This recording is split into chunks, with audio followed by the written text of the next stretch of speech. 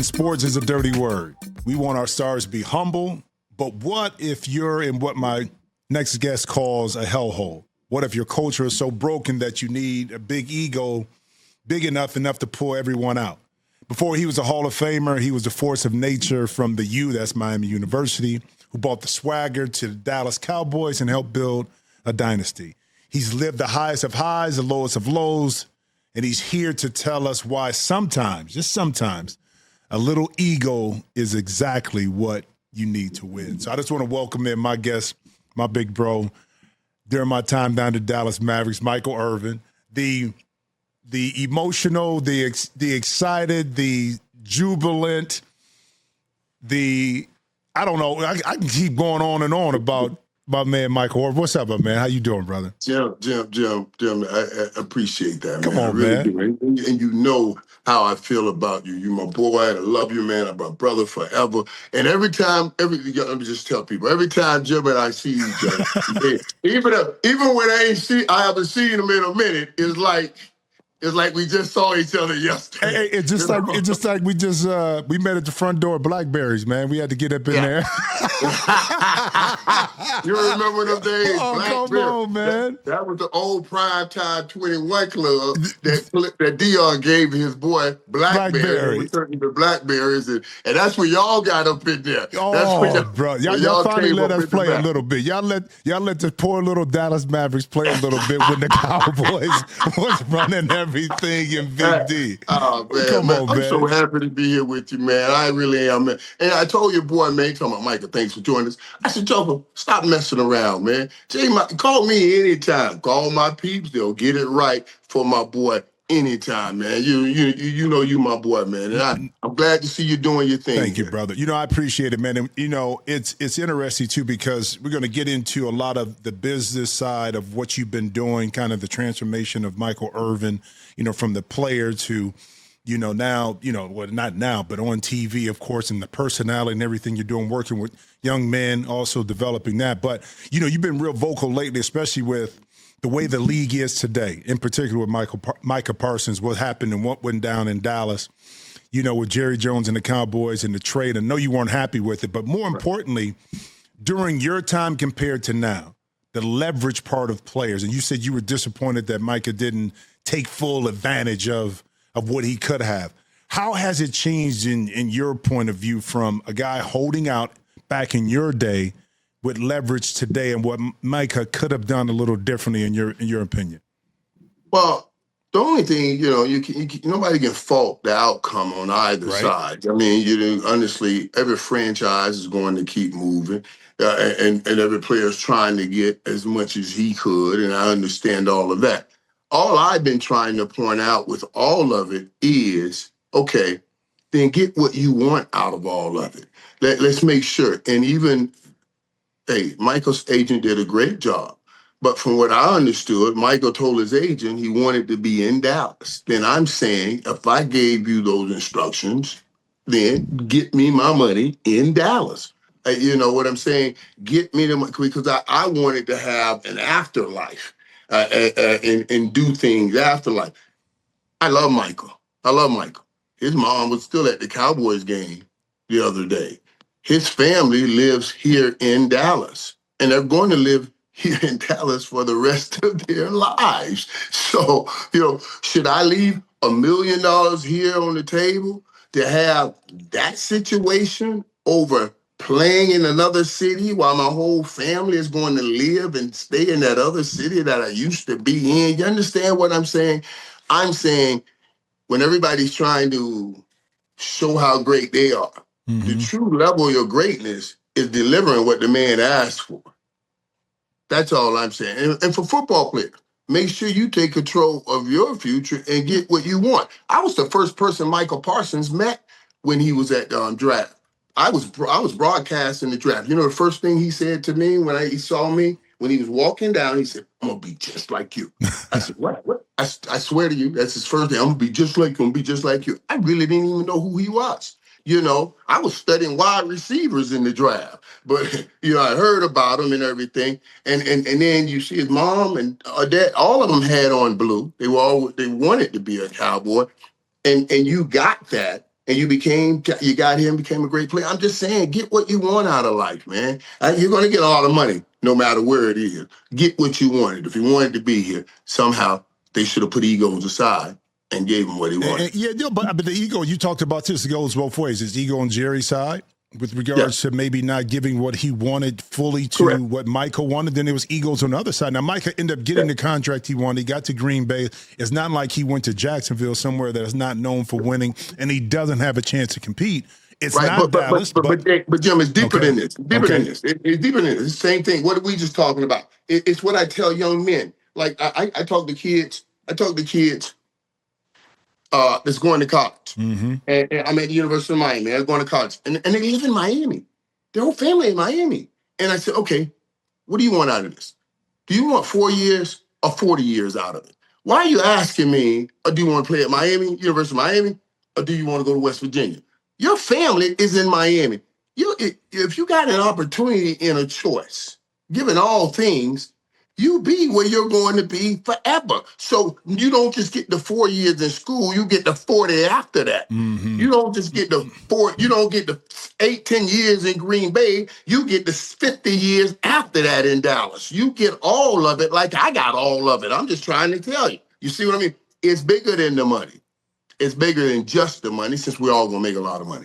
No, I get that too, because, one of the best decisions I ever made was going to Ohio State. Well, I'm from Ohio. I could have went, to any other college, but in the short term, it paid off with us being successful. Long term, being a Buckeye, it's paid off. So I get and your family's there. Your family's there. Yeah.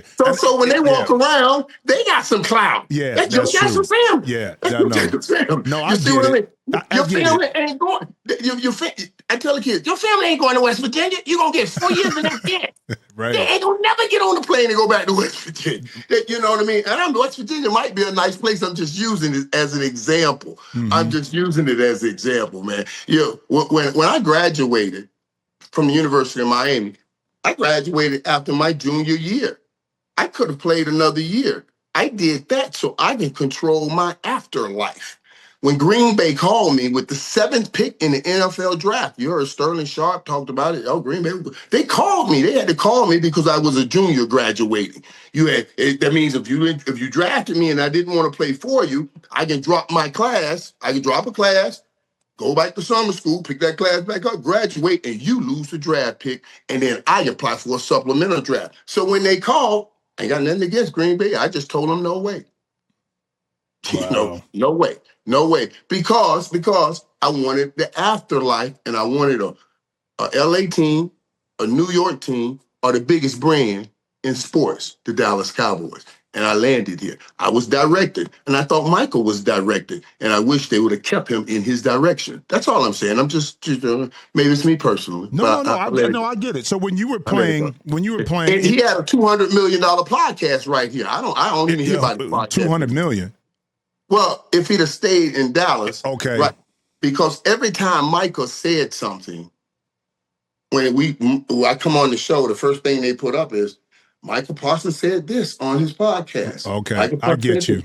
So that's not the case. He can get one in Green Bay, but it's not the same as it's getting it in Dallas. Okay, we ain't gonna wake up every show and say Micah Parsons said this on his podcast. Ain't nobody on you. You see what I'm saying? That's valuable. That's money.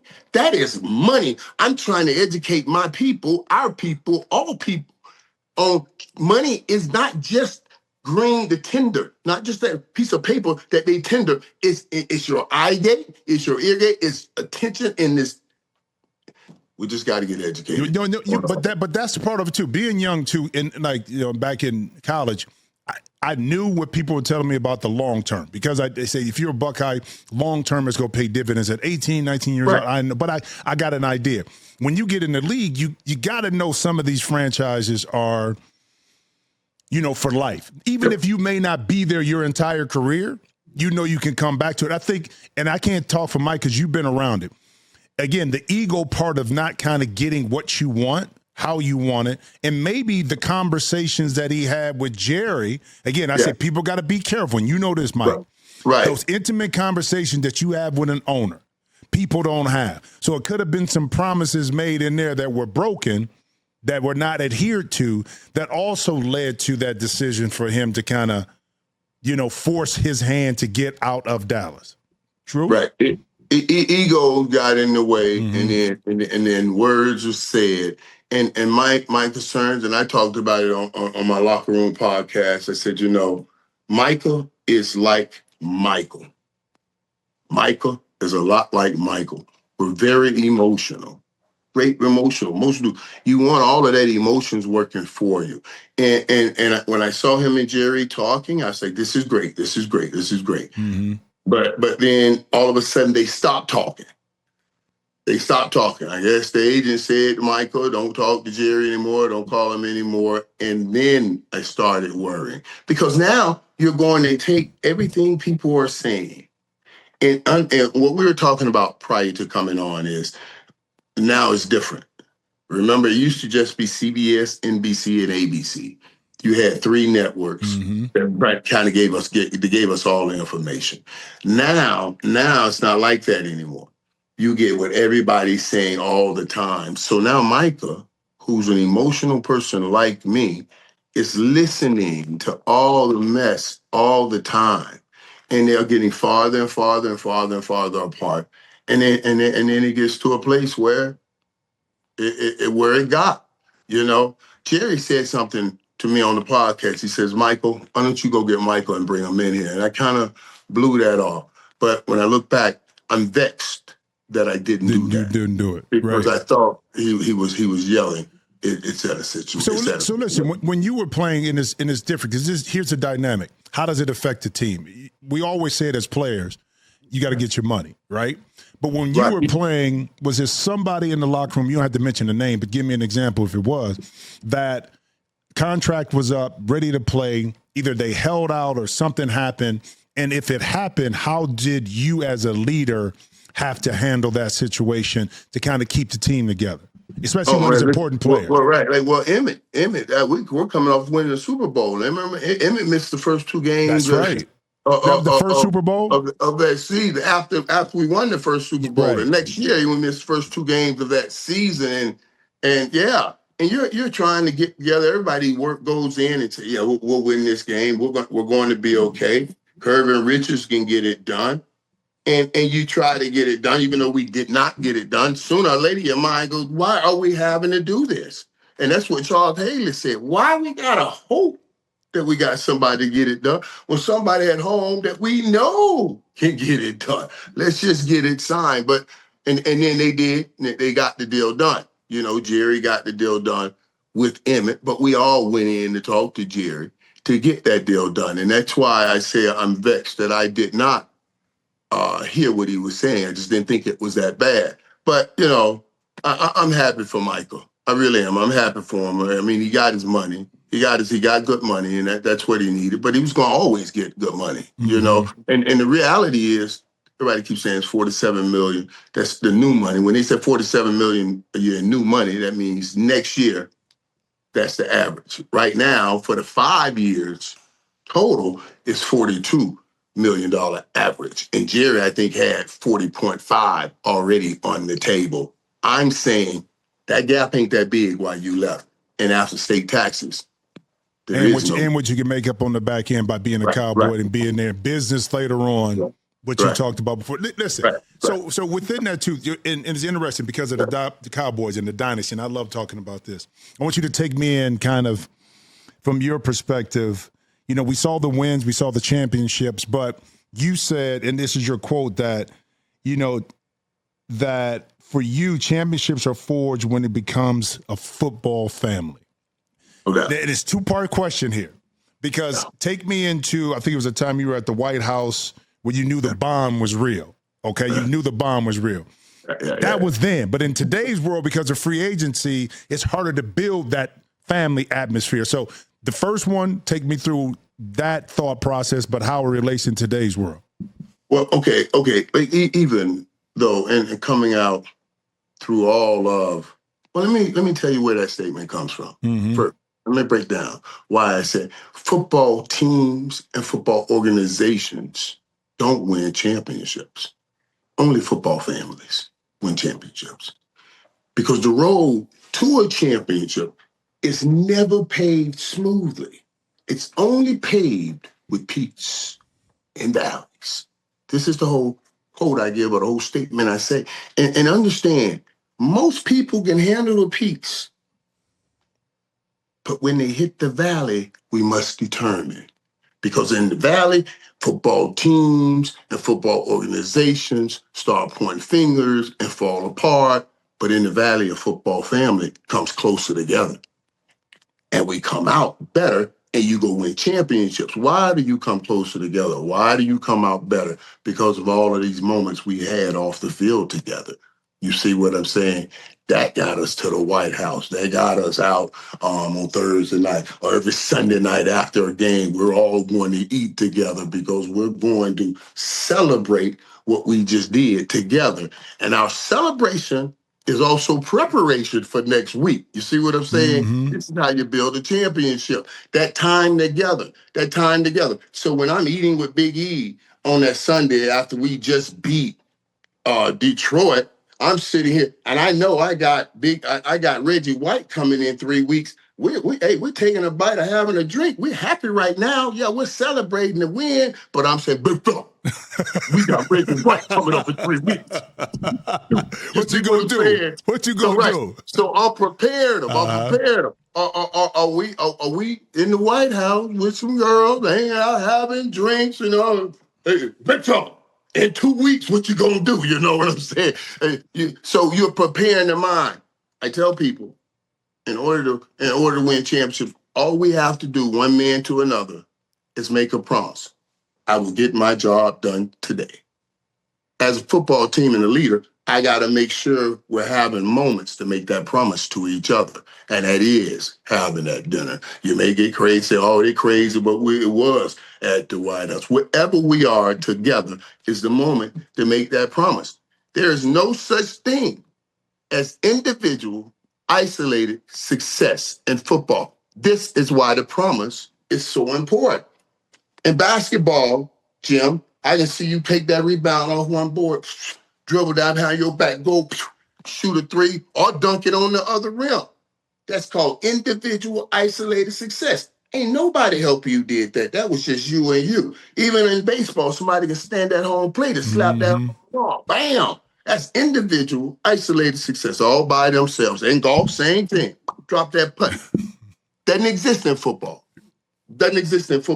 So you got to become a family in football to win championships because it's too hard to do it as the organization. That's a deep, long way of getting around. No, but it's good because you talked about this. Listen, and it's because it really is a team sport. In football, I grew up, that was my favorite sport. I love because it's so many parts that are moving that are dependent on each other in order to be successful, but it goes the other way. They're not moving the same way. You're not going to win. So you said two key things, your leadership, but the peaks and valleys.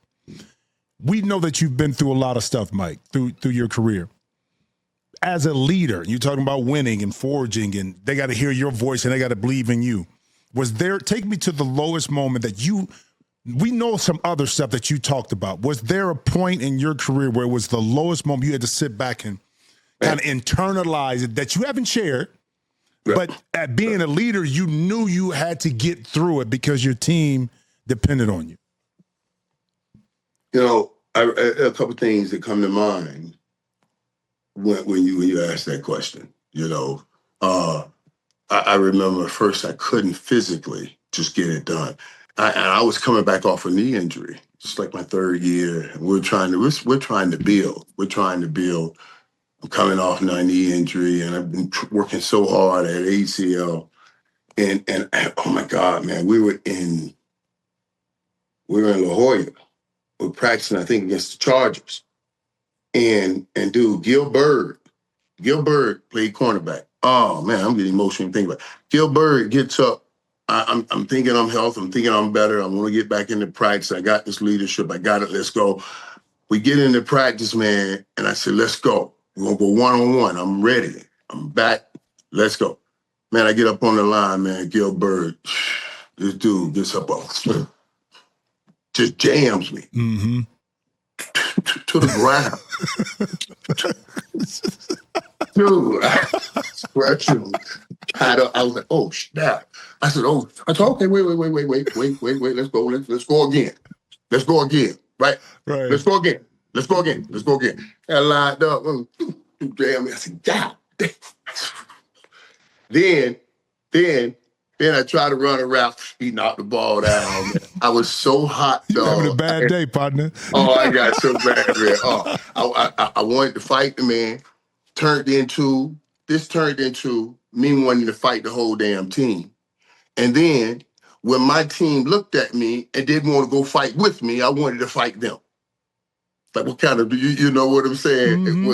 It was that kind of, I just couldn't do it. I wasn't physically able to do it. I was psyching myself out that I was ready to do it, but I wasn't physically able to do it, man. And I was ready to fight everybody, wanted everybody to fight with me, you know. And it was because I felt like, I don't know. I just wanted them to go with me. Like, let's go, okay? If they go whoop our ass, we gonna whoop some ass. You see what I'm saying? Let's go. Somebody gonna get a piece of it up. Right, but that was the mentality. That was the mentality. Jim, on the other side, though, I give you this. That I knew was me grabbing leadership. I wanted them to see how much it meant to me. Even though I wasn't physically able to do it, I was ready to fight and die for it. Now, on the other side was after all of that stuff went down in the hotel room, and so soon after we had won a Super Bowl, that Super Bowl 30, and you know, in March, because that's in February, in March around my birthday. In March around my birthday is when it went down, everything went in the hotel. But that's not when the problem started. When the police came that night at the hotel, they sent me home and just arrested the girl because everything was in her name. Mm-hmm. 3 months later, a new DA came on and he got that case and opened it back up. So, you know, it's March, April, May, June. He opened the case like late April and June. And then I, you know, then everything started coming back out. When I got back on the field after all of that, things changed. I never felt like I was quite the same leader. You know what I mean? Because I had been holding men accountable on everything. And then I felt like, for some reason, I just felt like, how can I hold them accountable if I went through all of that? And you know what I mean? That's not me being accountable. Hold on, did you back off personality? I didn't, because on the outside, we didn't see it. We didn't see Michael Irvin back away personality-wise. I was trying not to. I was trying, but I felt that. You know what I mean? And the once the thought hit my brain, it was tough. You got to understand it. Like I study things like this. You can study the power of the mind and how things work. And our brain's like a magnet. Everything that floats in this ether. This is ether. All this thing around us, we can't see, touch, smell, taste. You know how powerful this ether is? Think about this. If I wanted to talk to someone in Germany, I'll put hello. Mm-hmm. And in Germany right now, they say hello. Right now, right back. That means all of my speaking is a vibration of sound that floats in this ether. And my hello can bounce off this device in this ether and be in Germany right now. You understand how powerful this is? And it'll tell you, any positive thoughts that anybody have thought is floating in the ether.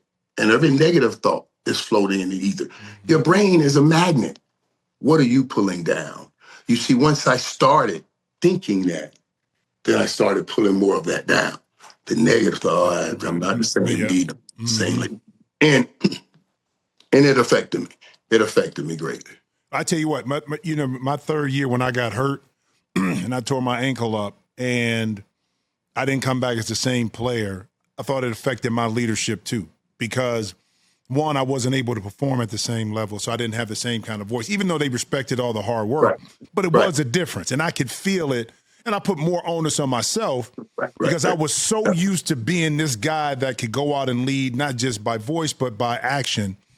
Because of my injury, I was a different player. And I could feel it from my teammates that they saw I was a different player. And in my mind, I'm like, okay, dang, am I hurting the team more than helping them in that situation? And that's a tough, and you talk about the energy. And it's hard to get out of it. It's hard to get out of it. It's hard. That's what I'm talking about. Because you keep pulling down more thoughts, everything, man. hard to get out of it. And you have to try to change that frequency.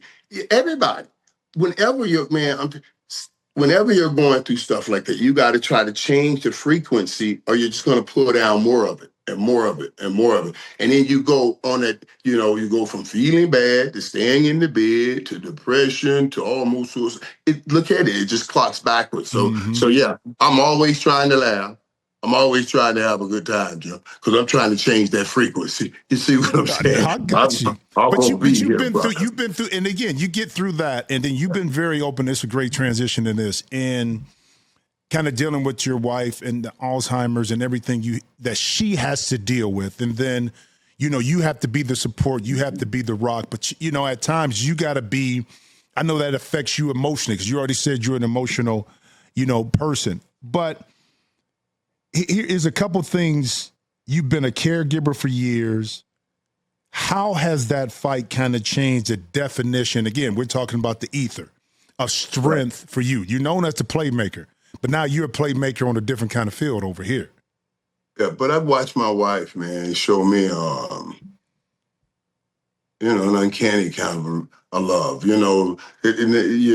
With what I put her through. And what she endured, and then the way she handled it. My wife never been on social media. She's never had any social media, never wanted to be in front of any cameras or anything. She's just one of those godly women that just wanted to be my wife. You know what I mean? And even when she should have gotten up and gotten out and got out of here or whatever, she would always say, God has told me I am your wife. I'm not going anywhere. So, I will always honor her. No matter what. And she didn't want anybody to know about this either, guys.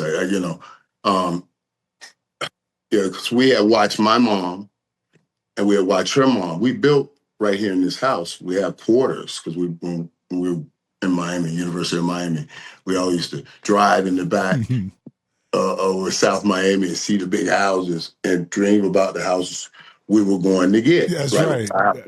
And then we're going to build a house. We're going to build quarters for our mothers because, mother-in-law suite. So we built quarters. And, her mom died. So, yeah, so we always talk about it, man. And we had it. Her mom died here, right here.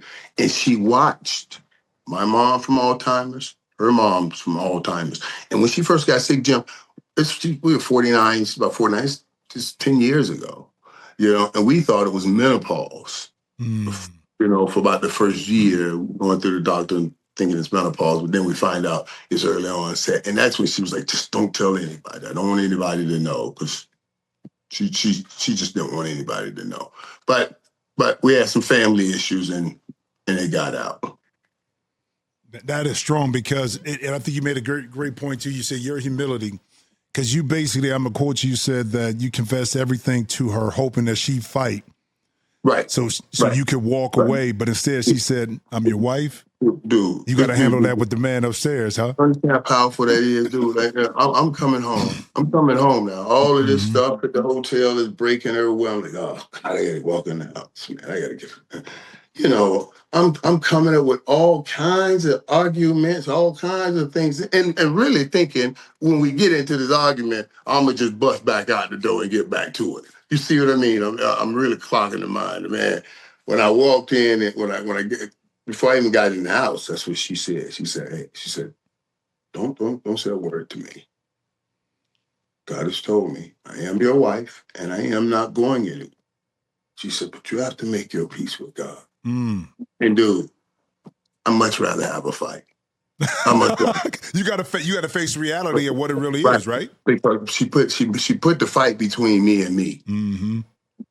Between me and me. She said, I'm gonna get out of the way. And she put the fight between me and me, man. Oh man, that broke me. That broke me. That hurt me. But on the back end of that, what was the result of that, going through that? Because we see that Michael Irvin today, we see how you've been able to handle different situations with a smile on your face, even when you're accused of something, even when something goes on. It's the Michael Irvin that's still positive. And how much is that a direct reflection of what that conversation and that experience was all about? But and that's how we have always been. For years, after she got sick, Sundays we would still go to the Potter's house, and I love Bishop Jakes for this. Mm-hmm. I love him for this, and the church knew, because they would assist me in getting her into church. Like they would have a lady there, and we would drive, and they would help. She would help because if she had to go to the bathroom, help her get to the bathroom, but then get us in the front, get us up front so we can get the service. The only time my wife would have a moment, and it's when we were in service, and like when they're singing sometimes.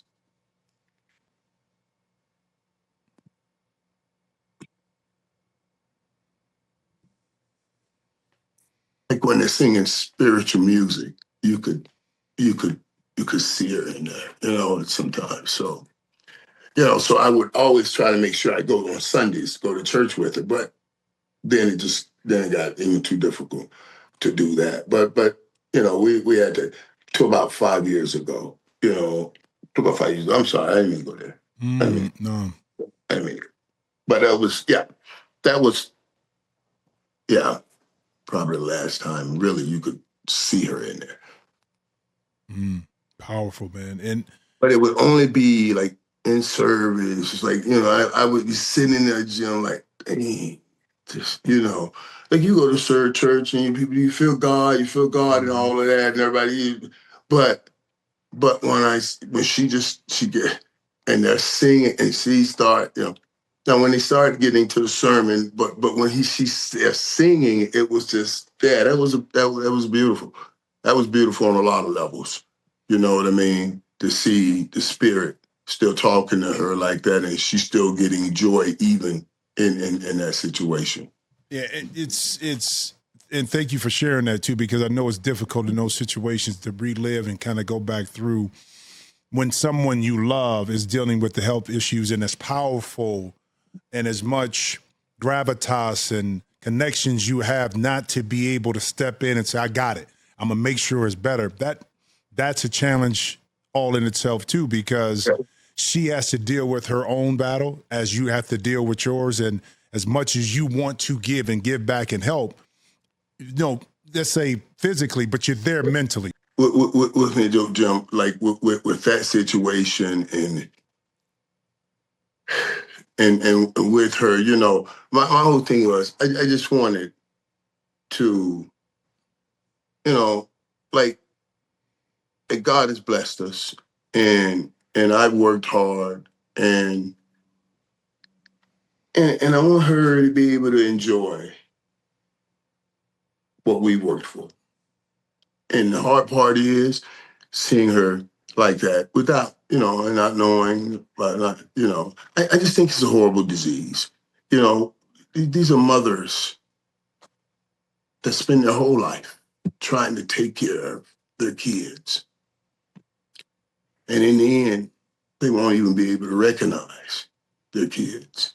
I just think it's a horrible, horrible disease. And, there's so many families dealing with it. Mm-hmm. So many families dealing with it. So many mothers, and fathers too. I mean, just so many people dealing with it. But that's just horrific to me. Especially, because moms, they do everything for their kids. Everything. That's all. That's all she wanted. Everything was for the kids. Make sure the kids get.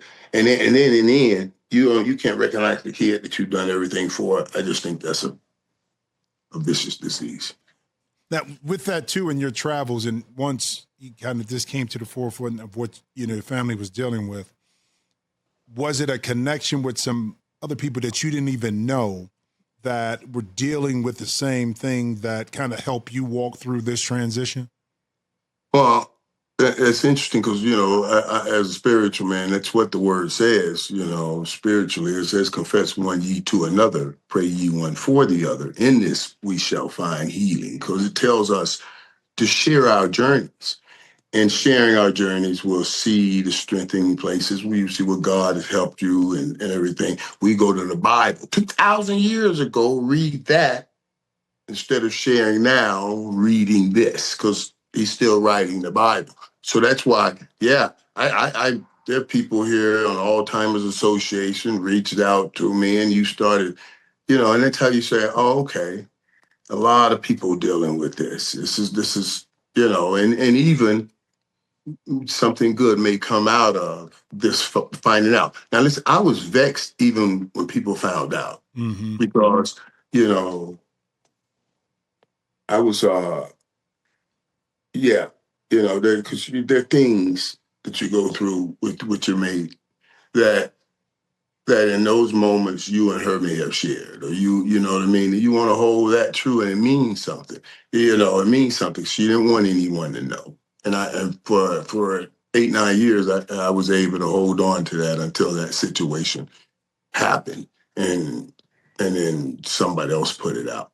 But I was upset that it had gotten out. But then when I get the response, and how many people saying, thank you, Michael, this really helped me. Then you say, okay, maybe there's another side to it, and you try to pull towards that side and say, okay, then maybe you did some good, even opening up, sharing about it. Yeah, going through that too, you got a brother, excuse me, and Deion Sanders, who you guys both support each other. When you went through your stuff, he was there for you. He goes through his health issues, you there for him. How has that bond? We know you brothers, but it's this a different kind of thing right here with you and Deion. Florida State, Florida, but it don't matter. It's just a different thing.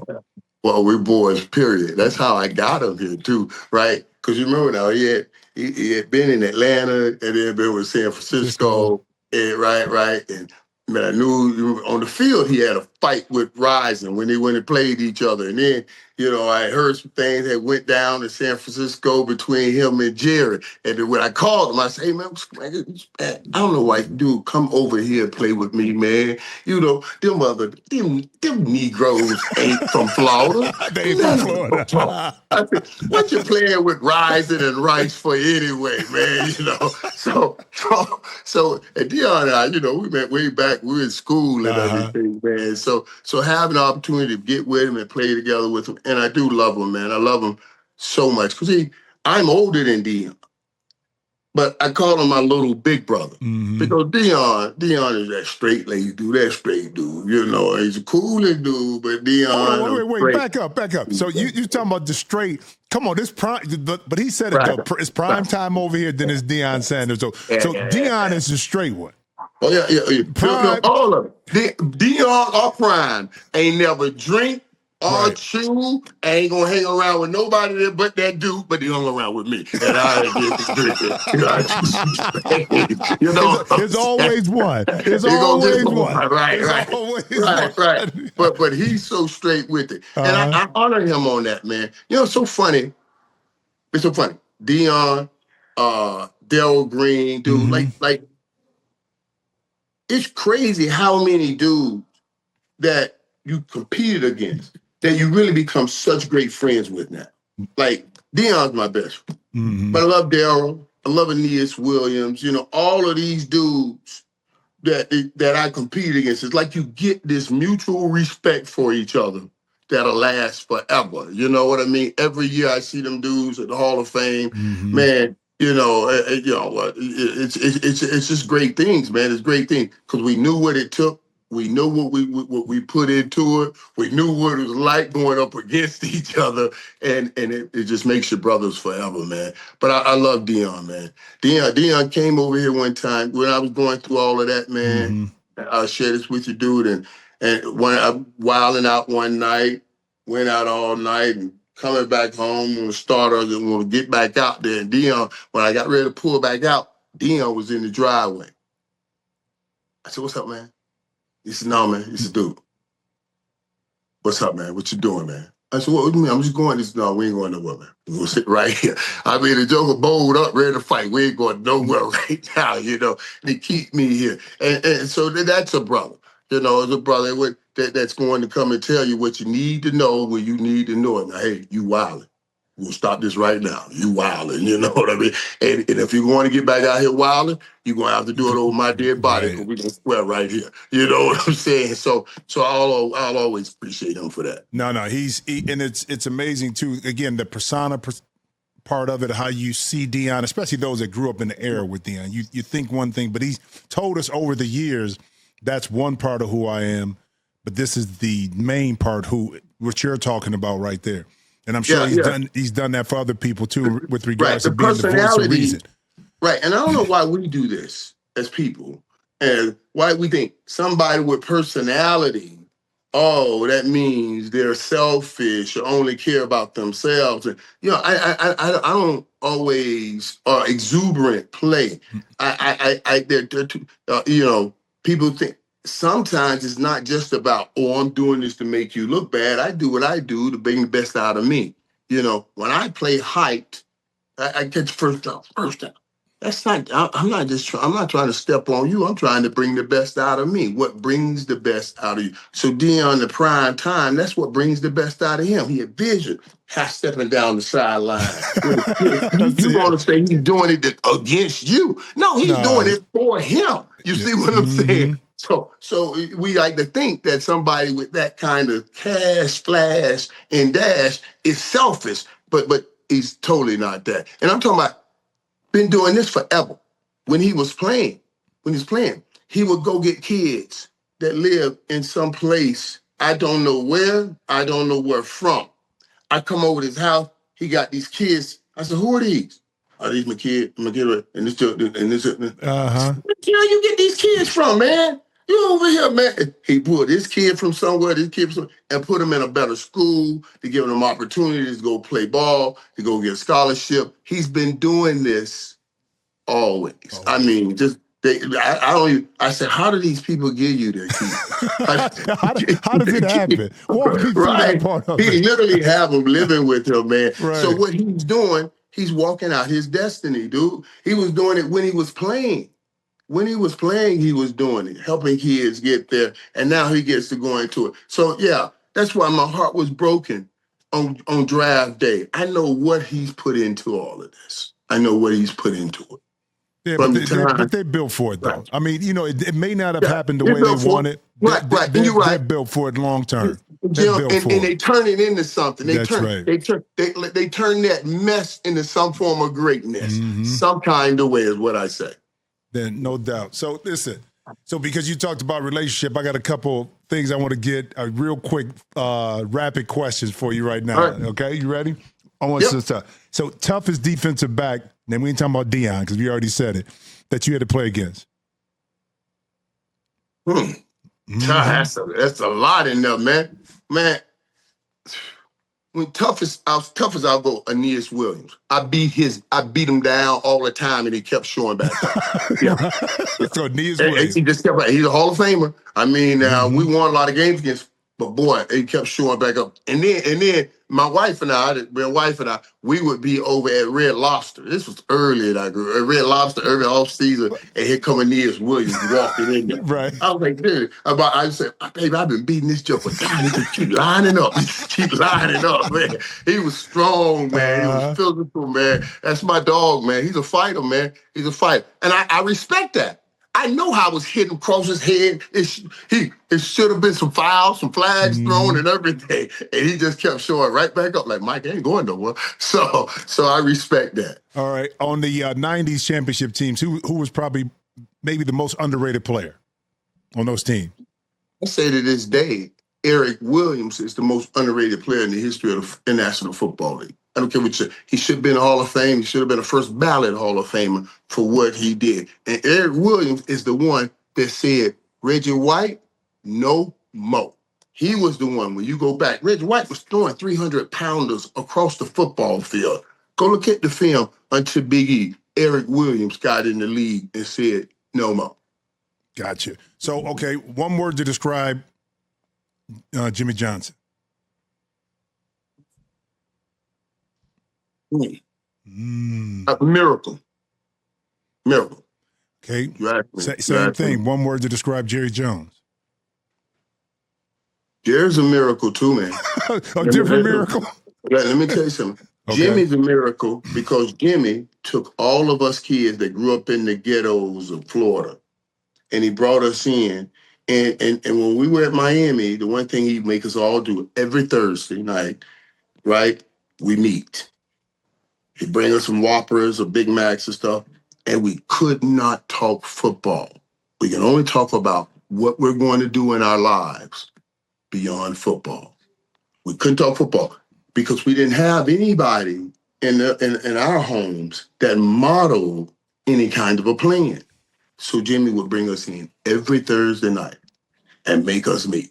And I look around now and see all the dudes, some of the dudes that were in the room and still having success in life. That's why I call him Miracle. That means he's a miracle on all of our journeys, because if he didn't give us those moments, we wouldn't be doing what we're doing right now. Now, Jerry's a miracle for the National Football League. Remember when the league was about to start saying, the networks, those networks we talked about, came to the league and said, you saw it in the documentary, we're not making enough money, we need to cut back on that. And Jerry said no. The rest of the owners wanted to give CBS a break. Jerry said no and brought in Fox, you see. And now this is the healthy league. It's business-wise. They just got $150 billion. That means all of us, everybody wins in that deal. I don't know that the league would have been what it is today had it not been for the miracle of Jerry. What I loved out of that documentary about Jerry was I didn't know what I learned out of it. I didn't know that his college thesis was on the broken system of the NFL. Wow. Dude, that means you were in college already thinking about that. So people can say this. I say this about Jerry Jones. You may disagree with him about it from a general management perspective. But that business but the ownership part of it, one of the best that ever did it. Yeah. Hands down. From the business side. That business is business. And I appreciate that because I still do business with him. You know what I mean? And I know that's one thing. I know Michael wanted that. Michael wanted to have that relationship with a guy, and the Green Bay Packers don't even have an owner. I know. Circles back to that. Okay, so out of the 3 Super Bowl rings, what's your favorite one? The first is always the best. I don't care what anybody say, man. The first, and people get afraid to say that, but the first time is the first time. You can't redo the first time. The other times were great, but the first time I caught that bang 8 and scored a touchdown, I thought about all the people in that ghetto that I grew up in that said I wasn't going to be nothing. They saw that one right there. They saw that. They saw that first one, right? They said you had all the success at the U. Nah. This right here means something a little different. That was it, dude. There, that kid ain't gonna never be nothing. That kid, Pearl, I'm telling you, Pearl, he ain't gonna never be nothing. That's exactly what I thought about when I went across the end zone. I hope he had to let y'all take that. I'm in the Super Bowl, because you dreamed about it in your front yard. And that's big time. And you just, man, oh my God, and you just made it happen. Nothing like that first. Okay, so the Playmaker. Is the Playmaker for you a personal blessing, having that moniker, or a curse? You know how I got it? I got it from, it's a blessing for me. It's a blessing because they mention me all the time, even when they are not mentioning me. So when they say on TV or watching or during the game, boy, he is a playmaker, they are talking about the adjective. They know I am the noun. I am the playmaker. You know what I'm saying? So it works there. It works there. He is I am the. So even when they don't mention Michael Irvin, they mention me. All right. Yeah. So listen. So you recently said this too about, and this is maybe not a quick hitter, but your Mount Rushmore wide receiver, which are great. I mean, you mentioned Andre Johnson and Megatron and Terrell Owens. You had Jerry Rice, yourself, of course, Andre Reed. There's so many great Hold receivers. on. Let me get to this. You left out my boy. Who? From The Ohio State University hands himself, which was CC. Come on, man. It's called a bad man. Come on, Mike. Hey, when they gave my Mount Rushmore, I did this. No, I'm not saying he's top 5, but I'm talking about being mentioned with the others. Oh, exactly. Okay. That's what Chris Carter definitely deserves to be in there, all the way around. Now, with pure hands, the best in the game. You ask me, one person whose hands I'm going to take. Yeah, if I'm building a perfect receiver, as hard as it is for me to say, and it's hard for me to say this, but because but I will give that to Chris Carter. It's very hard for me to say that because the dude just, he had some incredible hands and he made some incredible plays, man. But when we talk about the great receivers, I always say to Jim, I said, listen, Jerry Rice is the greatest. He was on my locker room. Right. He was on my locker room. But I tell people like this, I said, as soon as you finish with that E in Rice, you start with that M in Mike. And Mike. You see what I'm saying? That's what he do. Jerry played 18 years and got 3 rings. I played about 9 and got 3 rings. Okay. Yeah, okay. maybe still, you know what I'm saying? So yeah, so it works out. But I think about, honestly, if somebody said, give me on your Mount Rushmore, I'm putting Drew Pearson on my Mount Rushmore. Oh, yeah, Drew, big time. So I'm a Steeler fan. Right. Lynn Swann got the hype, but it was John Starworth who was like the linchpin for the Steelers. Bad man. Right. John Starr was a bad man, man. John Starr caught them slant route. Lynn Swann caught them deep routes down the field. Lynn Swann was when I was in high school. And I went to Disney World. They call it grad night. And you go to, we went to Disney World. It's my first time going to Disney World. I had just got kicked out of the school, public school. I got private school. I was at a private school now. Went to grad school, man. And they had a video of Lynn Swann making that one-hand play. By the sideline? Down the side. Dude. Every other kid wanted to go ride the Space Mountain. I just kept going by that little video. They said, Mike, you gonna ride? I said, no, yo, go ahead. I just wanted to see. I just kept seeing that play, man, of 88 making that play. So okay. But when you asked me about my Mount Rushmore, I'm gonna put Drew on there for what he means to me. Okay. For what he means to me. And let me tell you why I say that. First of all, I want people, I'm a spiritual man. The number 8 stands for new beginnings. And Drew was given 88. That's a double new. So Drew, this man went from undrafted all the way to the Hall of Fame. I tell people I measure men in distance travel. Don't tell me about where you are. Tell me about where you started. Let me see where you are, and I shall measure you accordingly. Will you tell me you, 100 player in a camp, not 100 player, but 100th player in a camp, didn't get drafted, and then you got to a team and took it to the Hall of Fame, you created that new beginning. So it means something to me. My father died my senior year in high school. So he had never gotten a chance to see me play football. I'm 16. I had 16 brothers and sisters. And he was a roofer. He worked 7 a.m., 7 p.m. Sun up, sun down. So during the week, and in Little League, you play. He worked Saturdays too, and then on Sunday, and then he's a preacher. He had to travel sometimes Saturday and preach on Sundays and everything. So what he would always say to me, what he would always talk to me about, man, my father would always talk to me about was about what does it take to be a man. And what is a man? And he had gotten real sick, and he had cancer, and I was a junior in high school, and I had to take him back and forth to the doctor. And I was transferring from a public school to a private school. My principal in the public school wouldn't sign the waiver, and then they took me to court, and they said to me, "We don't think you're making a decision for educational reasons. We think you're doing this for athletic reasons." So high school sues me in St. Thomas Aquinas. In the lawsuit, the judge ordered that I can't play football if I stay at St. Thomas.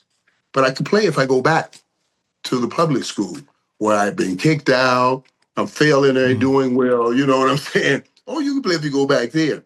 So we decided that I wasn't going to play, that I'm going to stay at St. Thomas. A year later, they lifted. So I didn't play my junior year. I would just spend my whole junior year going to and from the hospital with my dad.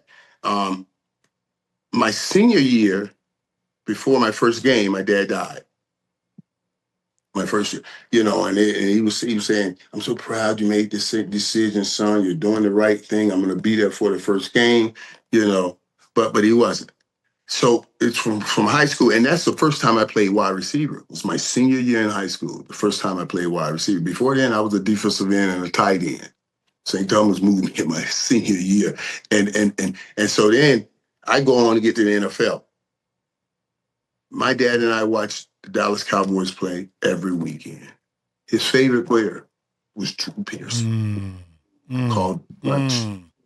Called him Clutch. He said, "Man, I promise you, dude." And when I got here and I got 88, it blew my mind. It blew my mind, man.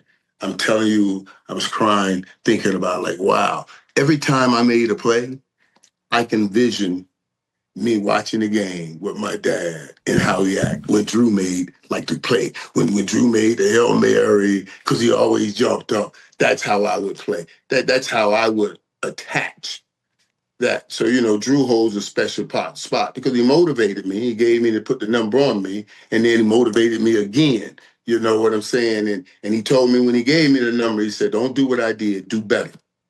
And he's a great dude, man. And he talks about it. That's where I get it from. He talks about we're not comparing one another. We're stacking our legacies on top of one another so we both grow up. He did what he did with it. He gave it to me. I do what I got to do with it. Dez, take it to another level. Mm-hmm. We're stacking these things. That's what Drew Pierce. So it's a long way to tell you how much I love Drew, but he definitely deserves to be on that Mount Rushmore on distance travel from undrafted to Hall of Famer.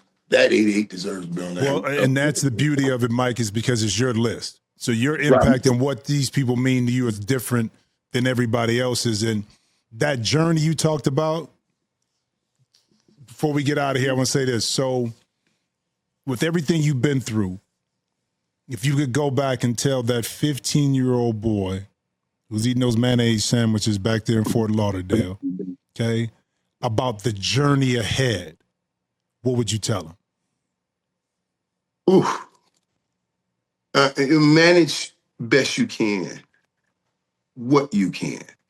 But I also do this, and this is what I would tell all of us. I do a lot of speaking, right? And I'll title speeches sometimes because people give me 40 minutes, and I'm trying to give them something they can walk out of the next 30, 40 years. Mm-hmm. So you come up with things to help stain the brain. Like I'll come up with how to see your way to a championship would be a title of a speech. And I would say to you, I'm not talking about using this divine apparatus called the eye gate. I'm talking about giving you 6 C's. And if you rehearse these 6 C's daily, you'll end up in a championship lane. Now, 6 C's is because 6 points are a touchdown. But when I'm with young men and you ask me about a 14 or 15-year-old man, I always say I got an extra point C. And that extra point C is be ye careful. I tell them, be careful. Don't have great success in any profession without growing maturity in your person. Because in it, you will have some situations. You see what I mean? You're up here in your profession, but you're still down here in your person. That's going to bring about a problem. You grow, make sure you both grow. Your profession and your person, so you can have sustained good success. Let the church speak, baby. I'm just saying, bro. Man. And this is why I wanted to get you on, because I know so much more of the dynamic of Michael Irvin. We've all been blessed over the years to see more of Michael, not just one side. The beauty, the grace, the humility, the sacrifice, the father, the mentor, the personality, all these things wrapped up. And to me, brother, like I said, congrats on everything. I know you continue to assist, uplift young men, especially that, in our world of athletics, but the ones who need to be touched. And I appreciate you just taking the time out your busy day, because you got a lot going on. It's ESPN, you got Is What It Is, and that's congratulations on that. You add so much value to that. Cam and Mace, congratulations with that. But all that you do, bro, and there's so much more. So I appreciate you taking the time to come on, man. Jim, you keep doing what you're doing, Jim. All we're doing, man, is, hey, trying to help out. You know what I mean? Use our scars to prevent scars. You see what I'm saying? That's all we're doing, man. So keep doing what you're doing, man. Keep confessing one to another and praying one for the other. That's what we all should be doing. God bless you, my brother. Back at you, bro. Well, ladies and gentlemen, that was Michael Irvin. Raw, honest, and everything you expect from, the Playmaker. I appreciate him sharing his stories with us because it's so much more than just one, and who he is as a person and what he's been able to do and accomplish outside of the game of basketball. If you want to hear from more of his takes, you can catch him on It Is What It Is show. That's with Cam and Mace, of course. Great show for his platform. But also, listen, for the Jim Jackson Show, please like and subscribe to this as well. We got more great guests coming your way. So as always, thanks again and appreciate you watching.